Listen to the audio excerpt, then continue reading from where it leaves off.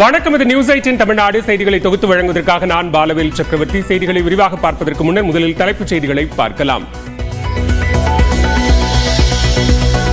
காந்தி நினைவு நாளையொட்டி அவரது உருவப்படத்திற்கு முதலமைச்சர் மு.க. ஸ்டாலின் மரியாதை. தீண்டாமை ஒழிப்பு உறுதிமொழி ஏற்பு. இந்திய அரசியலமைப்பின்பால் இடைவிடாத உளமார்ந்த பற்றுள்ள இந்திய குடிமகன் ஆகிய நான் நமது அரசியலமைப்பின்படி தீண்டாமை ஒழிக்கப்பட்டு விட்டது என்பதை அறிவேன்.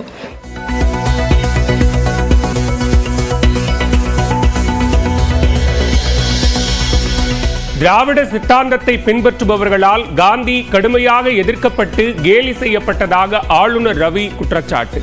காந்தி நினைவு நாளையொட்டி கிண்டி காந்தி மண்டபத்தில் மரியாதை செலுத்த வைத்த கோரிக்கையை முதலமைச்சர் நிராகரித்து விட்டதாகவும் புகார். தமிழக ஆளுநர் பாஜக மற்றும் RSSின் கொள்கை பரப்பு செயலாளராக செயல்படுகிறார். மதிமுக MP துரை வைகோ குற்றச்சாட்டு.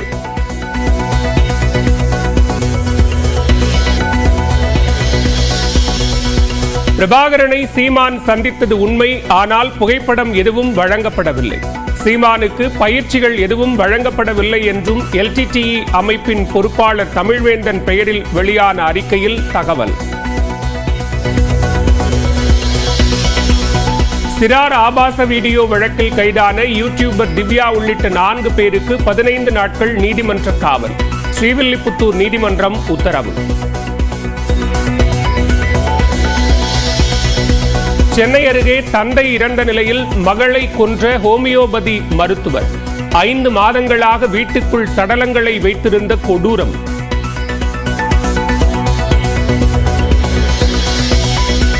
முதுநிலை மருத்துவ படிப்பு தொடர்பான உச்சநீதிமன்ற தீர்ப்பால் 69 விழுக்காடு இடஒதுக்கீட்டிற்கு ஆபத்து.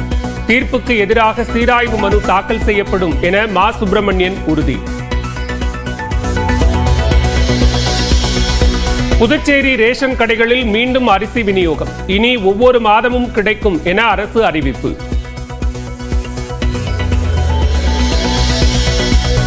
சென்னை அருகே பெண்களை துரத்திய இளைஞர்களின் காரை கண்டறிவதில் சிக்கல். உரிமையாளர்கள் பலரின் கை மாறியிருப்பதால் கண்டுபிடிப்பது சவாலாக உள்ளதாக தகவல். கோவையில் 2 வீலர் மீது மோதியதற்கு மன்னிப்பு கேட்ட மாணவிக்கு முத்தம். இளைஞரை கைது செய்து காவல்துறை விசாரணை.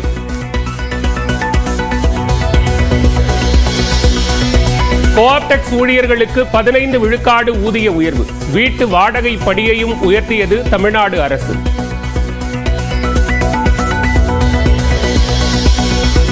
திருவண்ணாமலை மாவட்டம் செய்யாறு அருகே ஏரியில் கவிழ்ந்த லாரி. தண்ணீரில் மிதந்த சிலிண்டர்கள்.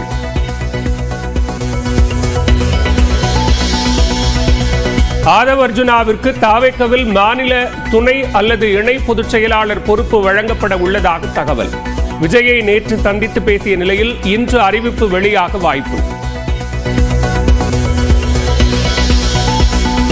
நடிகர் சசிகுமாரின் மயிலாட் படத்திற்கு தடை கோரி சமூக ஆர்வலர் RTI செல்வம் காவல் ஆணையரிடம் புகார். படத்தின் நாயகன் மற்றும் நாயகி சேர்ந்து புகைப்பிடிப்பது போல ஃபர்ஸ்ட் லுக் போஸ்டர் வெளியான நிலையில் எதிர்ப்பு. 61,000 ரூபாய்க்கு மிக மிக அருகில் தங்கம் விலை. ஒரே நாளில் 120 ரூபாய் அதிகரித்து 60,880 ரூபாய்க்கு விற்பனை. கும்பமேளா பகுதியில் வாகனங்கள் செல்ல தடை விதிப்பு. கூட்ட நெரிசலில் 30 பேர் இறந்ததை அடுத்து வரும் 4ஆம் தேதி வரை VIP பாஸ்களும் ரத்து.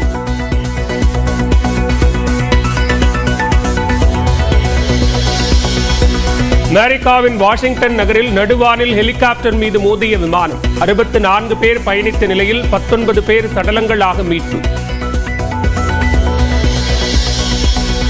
மலேசியாவில் 16 மாவட்டங்களில் கனமழை. 1000க்கும் மேற்பட்டோர் நிவாரண முகாம்களில் தஞ்சம்.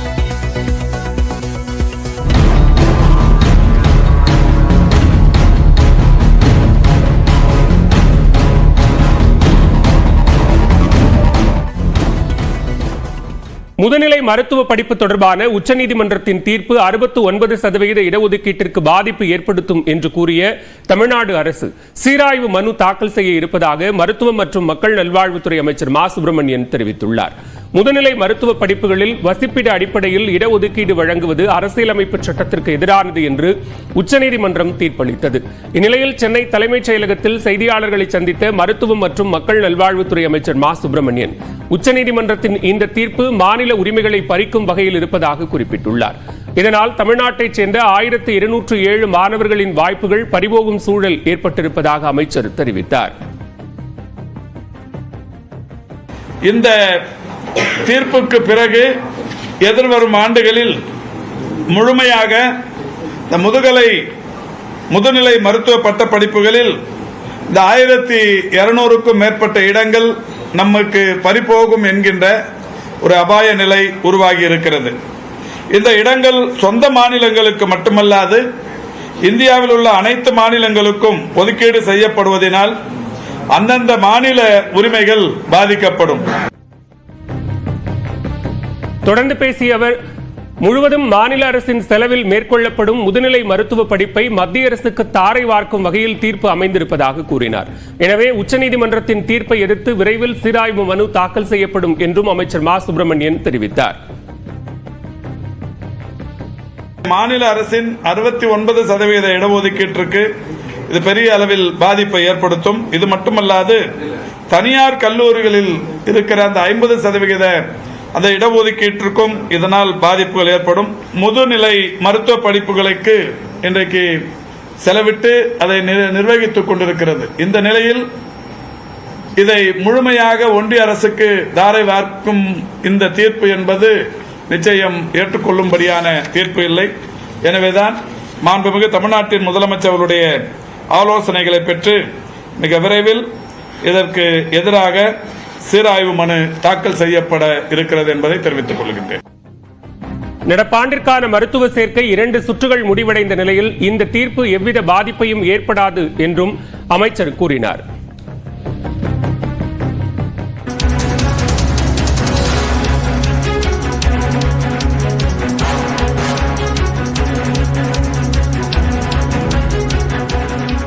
அண்மை செய்தியை பார்த்து வருகிறோம். ஆளுநர் RN ரவி ஒரு குற்றச்சாட்டை முன்வைத்திருக்கிறார். திராவிட சித்தாந்தத்தை பின்பற்றுபவர்களால் இன்றும் காந்தி கேலி செய்யப்பட வேண்டுமா என்ற கேள்வியை எழுப்பியிருக்கிறார். இது தொடர்பான கூடுதல் விவரங்களை செய்தியாளர் அபினேஷிடம் கேட்கலாம். அபினேஷ், முழுமையான விவரங்கள். இன்று தேச தந்தை காந்தியடிகளுடைய நினைவு தினம். ஒவ்வொரு ஆண்டும் இந்த ஜனவரி 30ஆம் தேதி அவருடைய நினைவு தினம் அனுசரிக்கப்படுகிறது. அந்த வகையில இன்று தமிழ்நாடு அரசின் சார்பில் முதலமைச்சர் மு.க. ஸ்டாலின் எழும்பூரில் இருக்கக்கூடிய அருங்காட்சியக வளாகத்தில் அமைந்திருக்கக்கூடிய காந்தியடிகளின் சிலைக்கு மலர் தூவி அஞ்சலி செலுத்தினார். இந்த நிலையில ஆளுநர் சில முக்கியமான கேள்விகளை எழுப்பியிருக்கிறார். குறிப்பாக காந்தி மண்டபம் சென்னை கிண்டியில் தேசிய உயிரியல் பூங்காவை ஒட்டியுள்ள ஒரு பரந்த நிலத்தில் 1956ஆம் ஆண்டு முதல் அப்போதைய முதலமைச்சர் காமராஜர் அவர்களால் கட்டப்பட்ட பிரம்மாண்டமான நினைவு சின்னமாகும். காந்தி நினைவு நிகழ்வுகளை அவரது பிறந்தநாள் மற்றும் உயிர்த்தியாக தினத்தை நகர அருங்காட்சியகத்தின் ஒரு மூலையில் நடத்துவதில் ஏதேனும் அர்த்தம் உள்ளதா என்றும் அவர் கேள்வி எழுப்பியிருக்கிறார். காந்தியடிகளுக்கு உரிய மரியாதை செலுத்தும் அத்தகைய நிகழ்வுகளை காந்தி மண்டபத்தில் தகுந்த முறையில் நடத்தவும் முதலமைச்சரிடம் நான் பலமுறை விடுத்த கோரிக்கைகள் பிடிவாதமான மறுப்பை சந்தித்திருப்பதாகவும் அவர் குற்றச்சாட்டை முன்வைத்திருக்கிறார். காந்தியடிகள் தனது வாழ்நாளில் திராவிட சித்தாந்தத்தை பின்பற்றுவர்களால் கடுமையாக எதிர்க்கப்பட்டு கேலி செய்யப்பட்டார் என்றும் அதனால் இன்று அவரை தொடர்ந்து கேலி செய்ய வேண்டுமா என்கிற ஒரு மிக முக்கியமான கேள்வி குற்றச்சாட்டையும் ஆளுநர் RN ரவி எழுப்பியிருக்கிறார். ஆனால் காந்தியடிகளுடைய நினைவு தினமாக இருந்தாலும் சரி, அவருடைய பிறந்த நாளான அக்டோபர் 2ஆம் தேதியாக இருந்தாலும் சரி, ஒவ்வொரு ஆண்டும் அரசு சார்பில் காமராஜர் சாலையில் இருக்கக்கூடிய சென்னை மெரினா கடற்கரை சாலையில் இருக்கக்கூடிய அவருடைய சிலைக்கு தான் மாலை அணிவிப்பாங்க. ஆனால் கடந்த 2 ஆண்டுகளாக, அதாவது 2023ஆம் ஆண்டிலிருந்து தான் இங்க எழும்பூர்ல இந்த இடத்துல நினைவு தினமா இருந்தாலும் பிறந்த தினமா இருந்தாலும் அரசு நிகழ்ச்சி நடைபெறுது. அதுக்கு காரணம் அங்கு காந்தியடிகளுடைய சிலை அங்கிருந்து அகற்றப்பட்டிருக்கிறது. குறிப்பாக இதற்கான காரணம் என்னன்னா, அங்கு சென்னை மெட்ரோ திட்ட பணிகள் நடைபெற்று வருகிறது. இதன் காரணமாக 2023ஆம் ஆண்டு முதல் அங்கு சிலை இல்லாத காரணத்தினால எழும்பூரில் இருக்கக்கூடிய இந்த சிலைக்கு மாலை அணிச்சிட்டு வராங்க. குறிப்பா 2023ஆம் ஆண்டு நடைபெற்ற நிகழ்ச்சியின் போது ஆளுநர் RN ரவியும் முதலமைச்சரோடு கலந்து கொண்டார் அப்படிங்கிறதும் குறிப்பிடத்தக்கது. பிறந்த தினமான அக்டோபர் 2ஆம் தேதியும் தமிழ்நாடு அரசின் சார்பில் ஒவ்வொரு ஆண்டும் காமராஜர் சாலையில் இருக்கக்கூடிய அந்த சிலைக்கு தான் மரியாதை செலுத்துவாங்க. ஆனால் தற்போது அந்த மெட்ரோ திட்ட பணிகள் நடைபெற்று வருவதால் அங்கு செயல்படுத்த முடியாத காரணத்தினால இந்த சிலைக்கு மரியாதை செலுத்துறாங்க. மெட்ரோ திட்ட பணிகள் முடிவதற்கு பிறகு அரசு மீண்டும் அந்த சிலை அங்க வைக்க இருக்கக்கூடிய நிலையில தான் இந்த கேள்வியை இன்றைக்கு ஆளுநர் RN ரவி எழுப்பியிருக்கிறார். அந்த வகையில இப்ப கடந்த 2 ஆண்டுக்கு முன்பு ஆளுநரும் முதலமைச்சரோடு கலந்து கொண்ட நிலையில இப்படியான ஒரு குற்றச்சாட்டையும் ஒரு கேள்வியும் ஆளுநர் முன்வைத்திருக்கிறார். அதே நேரத்தில் திராவிட சித்தாந்தத்தை காந்தியடிகள் எதிர்த்த காரணத்தினால் இன்றைக்கு திராவிட ஆதரவாளர்களால் அவர் கேலிக்கு உள்ளாக்கப்படுகிறாரா என்கிற ஒரு கடுமையான குற்றச்சாட்டையும் விமர்சனத்தையும் ஒரு கேள்வியாக எழுப்பியிருக்கிறார். விவரங்களை வழங்கியமைக்கு நன்றி அபினேஷ்.